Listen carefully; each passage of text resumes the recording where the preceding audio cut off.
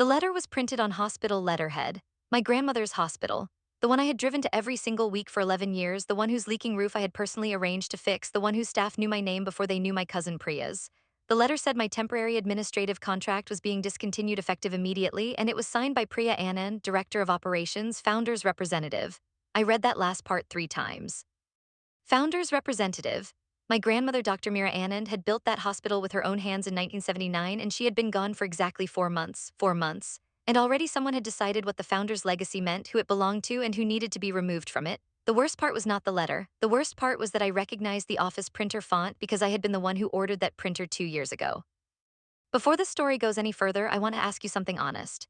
If you had poured years of quiet, invisible work into something that carried your family's name, and then someone who barely showed up handed you a termination letter using that same family name as their authority, would you walk away quietly, or would you make sure the truth had somewhere to land? Think about that as you keep listening, because every choice Nadia makes in this story is one most of us have been too afraid to make ourselves.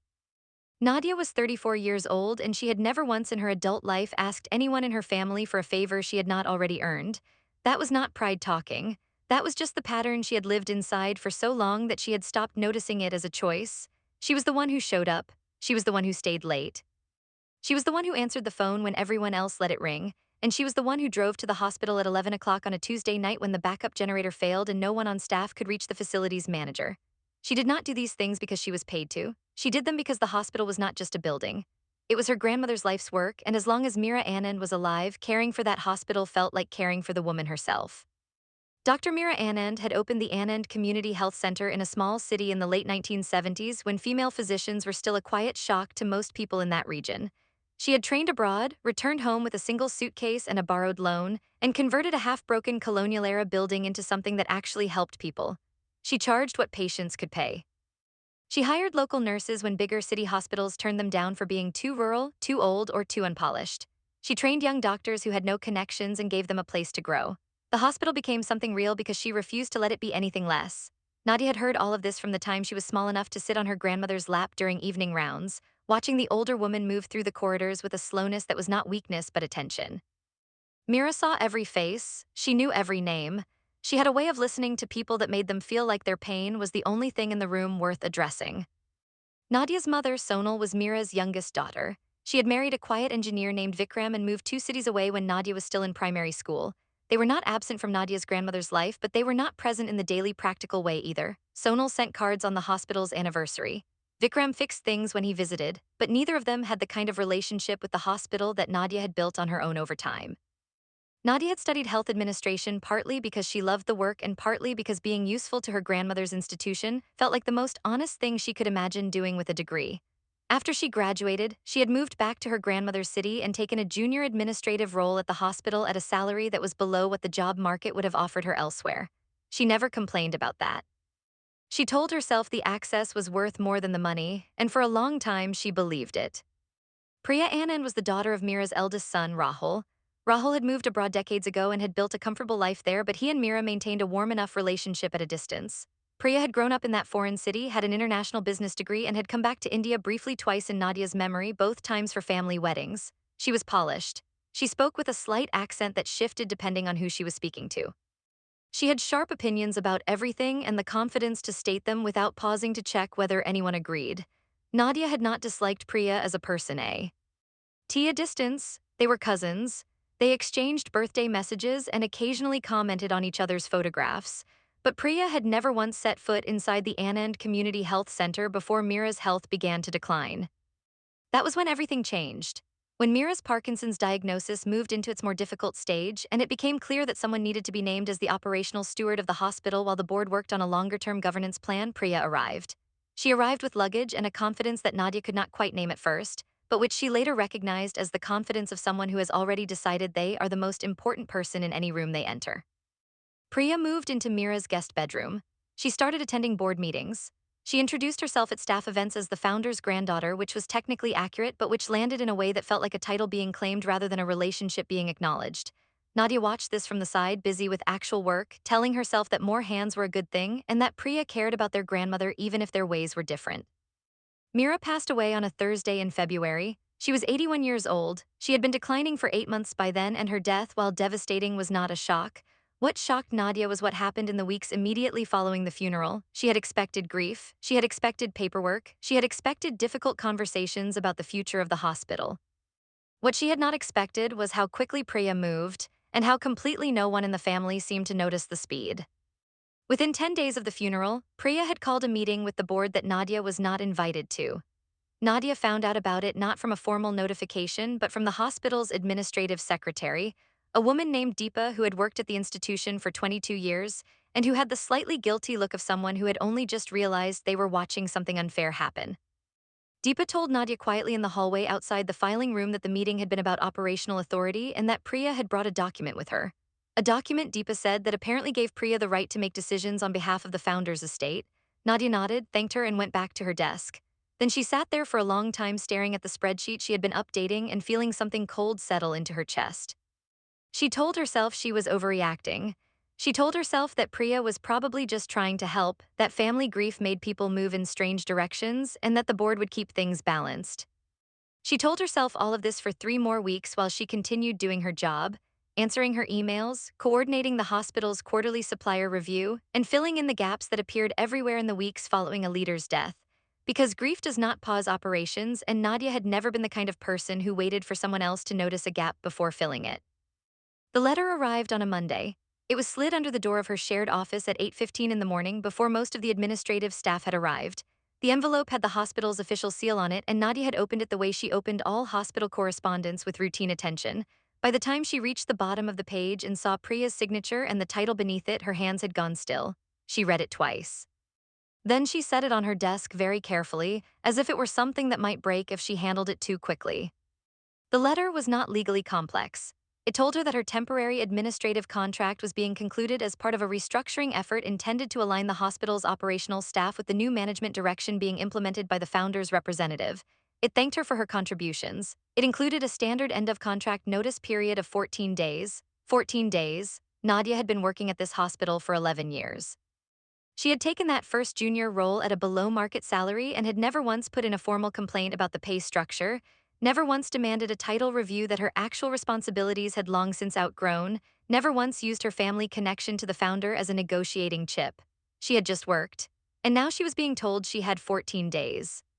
She did not call anyone that day. She did not go to Priya's borrowed office and ask for an explanation. She did not email the board. She went home that evening, sat in her kitchen with a cup of tea she did not drink, and tried to figure out what was actually happening. Because the word temporary had caught her attention. Her contract had always been described internally as a practical administrative arrangement rather than a formal senior appointment, partly because the hospital's governance structure had never been fully updated to reflect the work that Nadia was actually doing.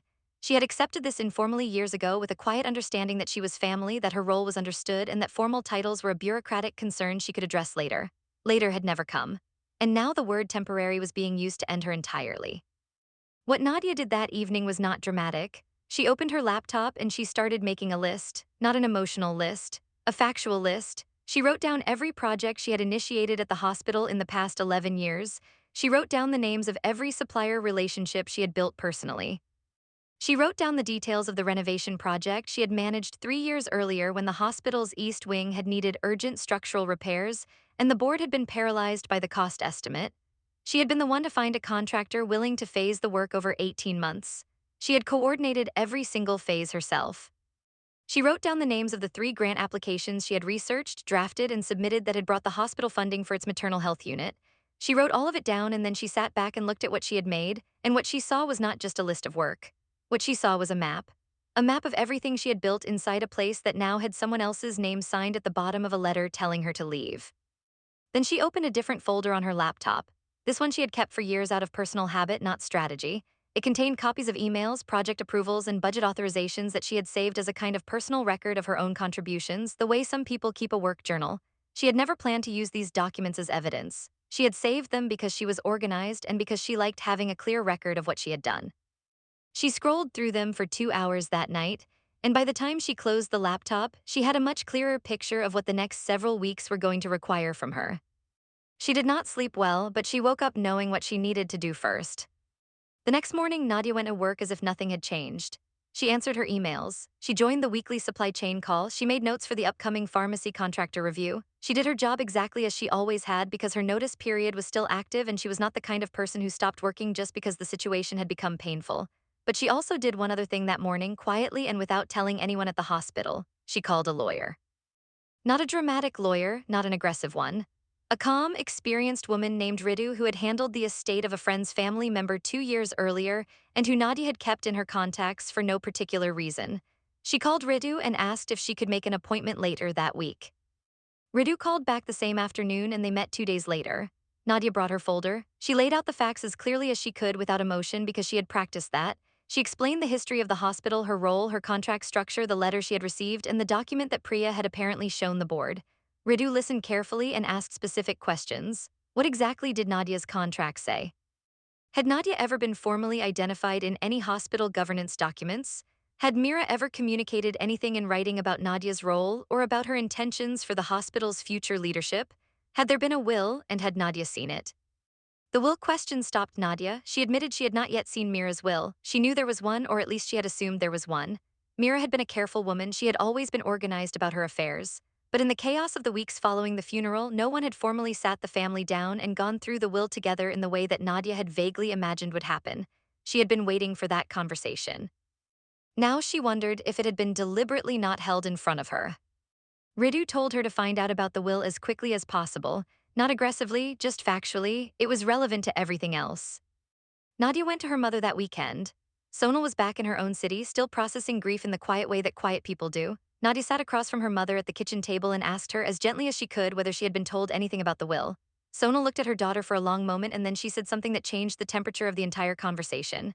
She said that Rahul uncle had told her that everything was being handled properly and that hospital would stay in the family and that Nadia should not worry. He had said this on the phone 2 weeks ago. Sonal had found that reassuring. Nadia did not find it reassuring at all.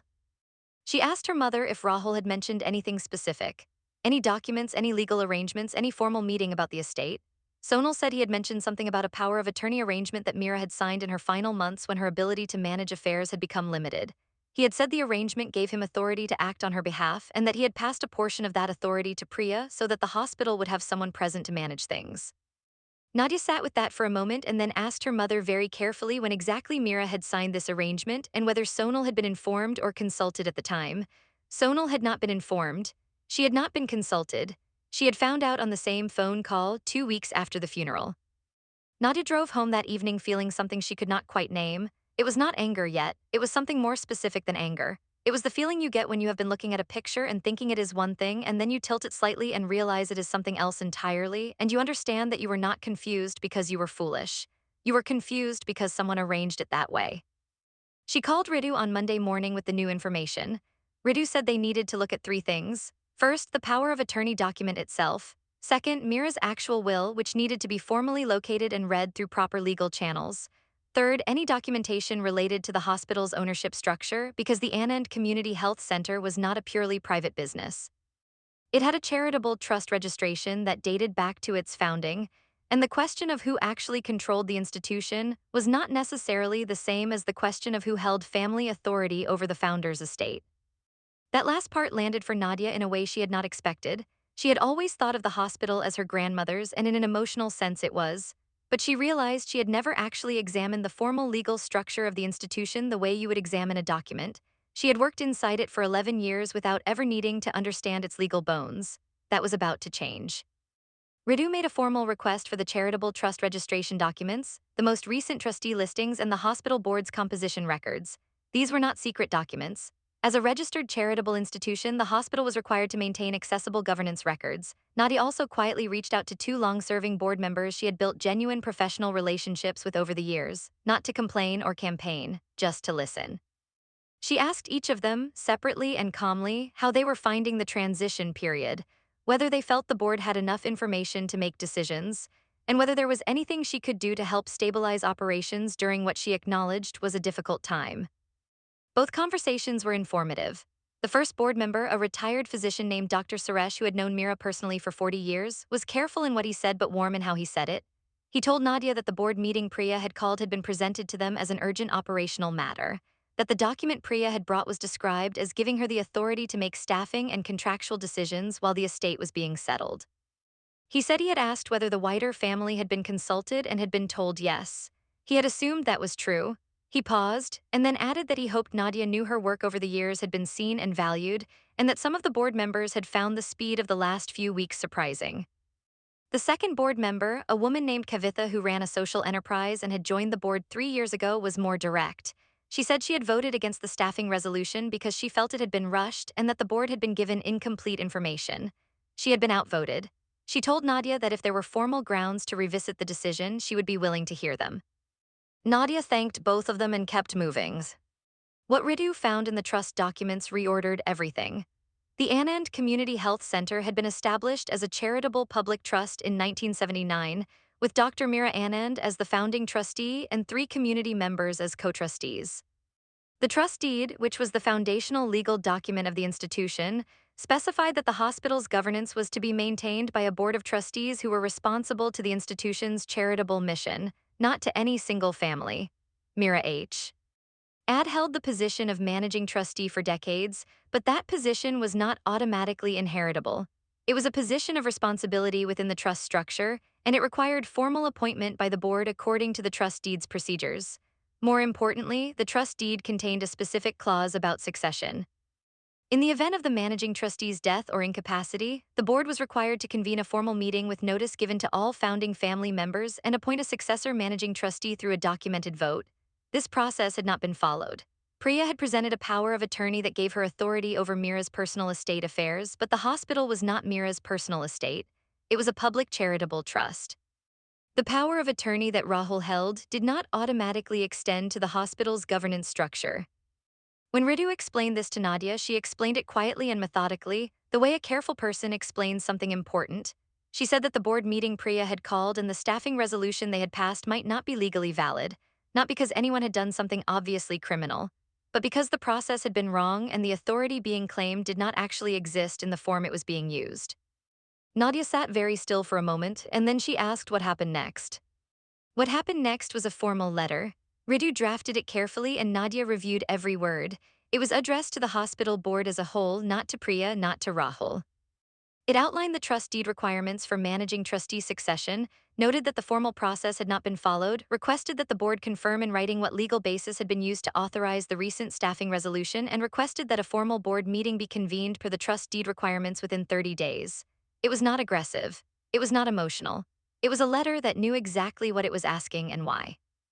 Nadia also filed a formal request through proper legal channels to view Meera's will, as a granddaughter of the deceased and a family member with a legitimate interest in the estate. She sent the board letter on a Wednesday. By Friday, she had received 3 phone calls. The first was from Rahul. She did not answer. The second was from Priya, who left a voicemail that Nadia listened to twice. In it, Priya's voice had shifted. The confidence was still there, but there was something underneath it now that sounded like calculation, like someone deciding in real time how to frame a problem they had not expected. Priya said she thought there had been a misunderstanding, that she had always intended to include Nadia in the hospital's future, that the letter had been an administrative error, and that they should meet and clear things up. The third call was from Dr. Suresh, who said he had read the letter and was calling an emergency board meeting for the following week, that he believed the concerns raised were legitimate, and that he wanted Nadia to be present. Nadia replied to Dr. Suresh's message and confirmed she would attend. She did not return Rahul's call. She sent Priya a brief written message through her lawyer saying that she was happy to discuss any matter through proper channels and that she looked forward to the board meeting. The board meeting was held in the hospital's main conference room, the room where Nadia had run dozens of operational meetings over the years. She knew exactly how the chairs were arranged and which window let in too much light in the morning and which projector cable was always slightly loose. She had submitted a presentation, not a dramatic one. Just a clear, factual document that laid out the trust deed requirements, the succession process, and the record of her own work and contributions over 11 years. She had included the grant applications she had led, the renovation project timeline, the operational reviews, the supplier agreements she had personally negotiated. None of it was inflated, all of it was documented. Priya attended the meeting with Rahul, who had flown in specifically. He sat next to his daughter with the posture of a man who believes that his presence alone should settle a room.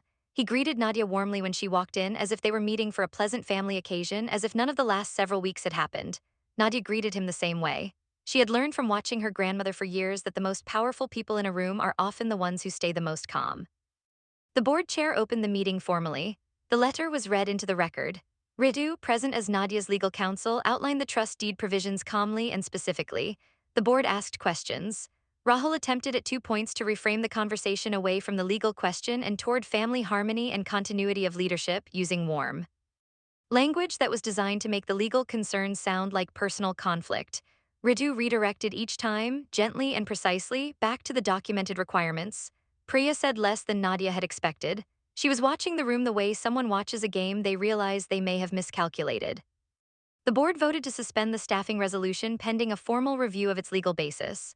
The vote was 5-2 in favor of suspension. It also voted to initiate the proper succession process for the managing trustee position as required by the trust deed. This meant that the question of who would lead the hospital's governance going forward would be decided by a legitimate process, not by a document that had been used outside its actual scope. The managing trustee appointment process took 6 weeks. It was formal, documented, and followed the trust deed exactly. Nadia submitted her candidacy. Priya submitted hers. 2 other community nominees were submitted by existing trustees. There were formal presentations. There were questions about vision, experience, and commitment. The board asked each candidate about specific operational challenges the hospital had faced and how they would approach them. Nadia answered from 11 years of direct knowledge. She spoke about the supplier relationships she had built, the grant funding she had secured, the staff she had worked alongside for years. She spoke about what her grandmother had built and what it would take to protect it going forward. She was not passionate in a loud way. She was clear and specific, and clarity was more compelling than performance. Priya's presentation was polished, but when board members asked about the hospital's actual operational structure, about its major suppliers, its accreditation review schedule, its biggest infrastructure vulnerabilities, the gaps in her answers were visible. She had been in that building for less than 5 months. She knew the right language to use, but she did not know the building. The board voted. Nadia was appointed managing trustee by a margin of 4-3. It was not a landslide. It was an honest decision made by people who had paid attention to the evidence in front of them. The day after the vote, Nadia received a message from Rahul. It was longer than anything he had sent her in years. He said he was disappointed. He said he felt that Nadia had used legal pressure to take something that should have stayed within the direct family line. He said that Priya had given up significant personal and professional opportunities to come back and take care of things when no one else would. He said he hoped Nadia would reflect on what she had done to the family's unity. Nadia read the message once, set it aside, and then wrote back. She kept her reply to 4 sentences. She said she respected that he was disappointed. She said that she had simply asked the institution to follow its own rules. She said that the direct family line had always included her and that her grandmother's work deserved a leadership process as honest as the woman who had started it. She said she wished him well. She did not send anything more. She had learned from the past several months that clarity was more powerful than explanation, and that people who are willing to rewrite history to suit themselves are rarely convinced by additional words.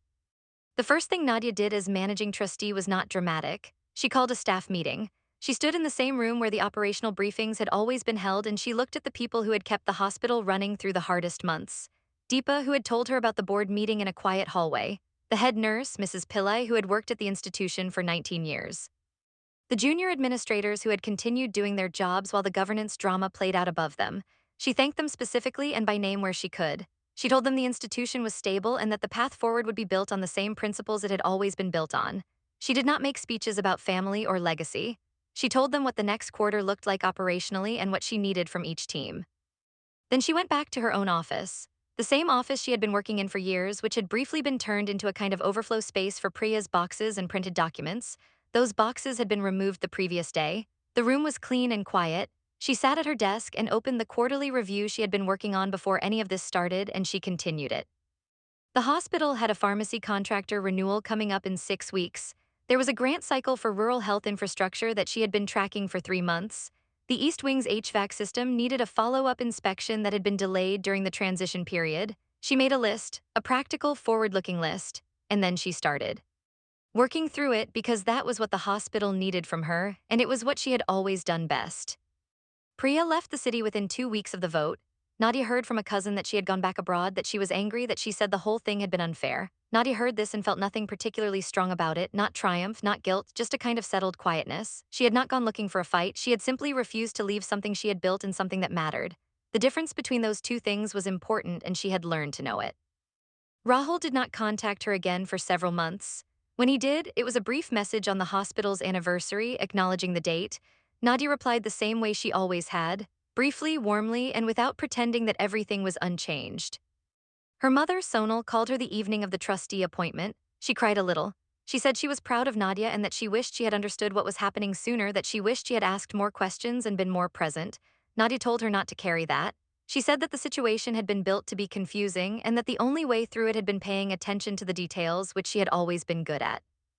Sonal laughed a little at that because it was true, and because the laugh felt like something being set down that had been heavy for a while. What Nadia thought about most in the months that followed was not Priya, it was her grandmother. She thought about the way Mira had moved through the hospital, slow and attentive, knowing every name. She thought about the woman who had built something real out of a borrowed loan and a half-broken building. She thought about what it meant to be a steward of something, not an owner, not an heir claiming a prize, a steward. Someone who understands that the thing they are protecting is bigger than them and who makes their choices accordingly. She had a small photograph of Mira on the corner of her desk. It was not a formal portrait.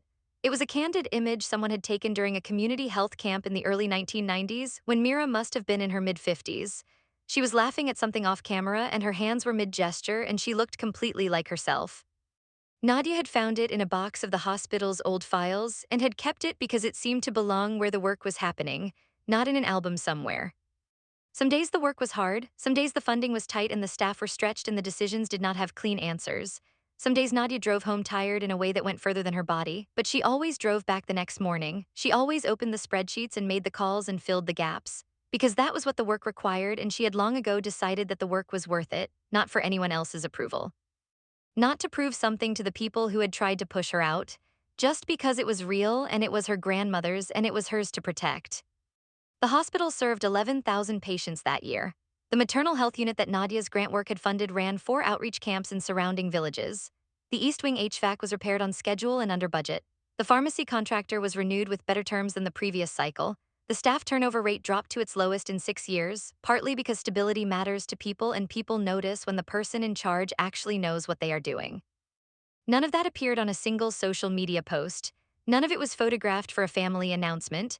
None of it was sent to Rahul or Priya as a kind of proof. It just happened, quietly, specifically in the way that real work always happens, without performance and without permission.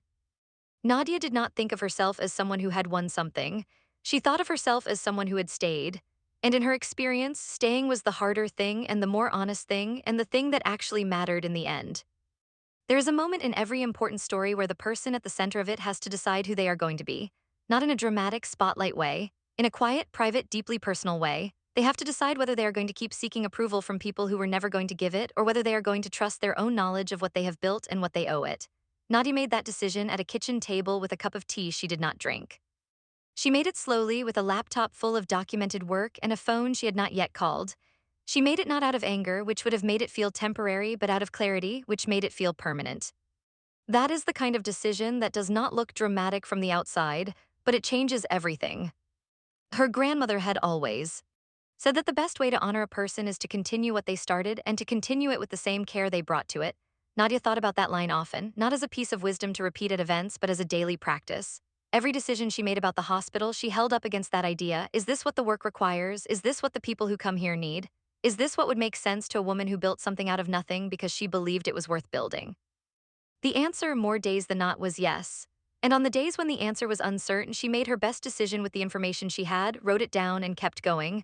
That was all stewardship had ever been: paying attention, being honest, doing the work, staying. In the second year of her role as managing trustee, the hospital received a significant recognition from a regional health administration body for consistent quality outcomes in maternal and child health. Nadia accepted it on behalf of the institution at a small ceremony. She mentioned her grandmother's name. She mentioned the staff by role, if not by name. She said that the hospital's consistency was not her achievement, but the result of people who had never stopped caring about their work even when the institutional situation around them was uncertain. Several of those staff members were in the room. Mrs. Pillai cried a little. Deepa did not cry, but she sat very straight and she looked proud, and Nadia noticed both things. She drove home from the ceremony alone. The city was quiet at that hour. She stopped at a traffic light and sat for a moment in the particular silence of a day that has been full of meaning and is now settling. She was not overwhelmed. She was not bursting with some peak emotional moment. She was just herself in a car at a traffic light on the way home from a day that had mattered. And she thought that this was probably what her grandmother had felt most days, not glory. Just the quiet satisfaction of knowing that the thing you had built was still standing, still helping people, still real. That was enough. It had always been enough. She had just needed to understand that it belonged to her as much as it had ever belonged to anyone, not because her name was on a deed or a title, but because she had chosen it day after day with her whole self, and that kind of choosing is not something anyone can terminate with a 14-day notice. The traffic light changed, she drove home. If Nadia's story touched something in you, I want to hear about it. Drop a comment below and tell me about a time when you did the real work quietly, when you were the one who showed up, who stayed, who filled the gaps, and then someone came along and tried to write your name out of the story. Tell me what you did. Tell me what you wish you had done. Because the people in the comments on this channel are not strangers. They are people who understand exactly what invisible loyalty costs, and why clarity is always worth more than the approval you were never actually going to receive.